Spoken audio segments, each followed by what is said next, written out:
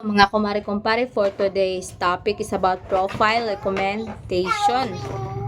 Diha nimo makita kung goods or not good ang imong profile or page.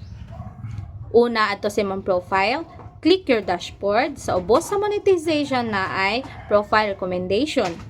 Click your profile recommendation. Diha nimo makita kung nakay violation or mga flag contents.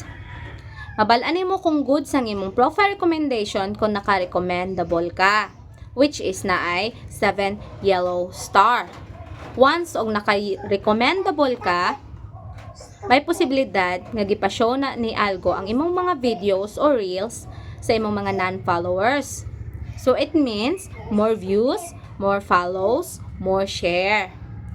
Ikaduha, kung naka-growth at least ang imong profile recommendation, which is 3 yellow star na lang. Once naka-growth at least ang imong profile recommendation, naagya po na posibilidad nga ipashow gyapon ni algo ang imong mga videos or reels sa imong mga non-followers.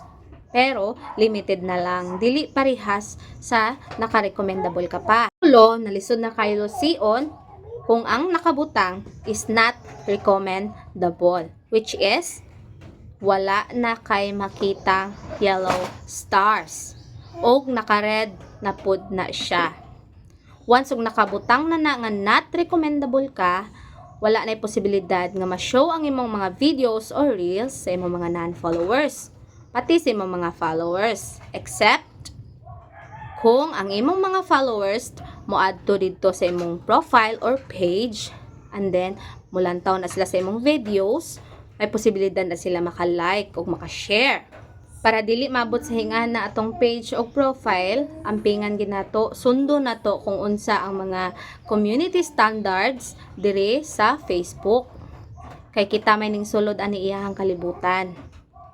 So dire lang ko asta o sa sunod na pod na topic is about flag contents. Thank you for watching.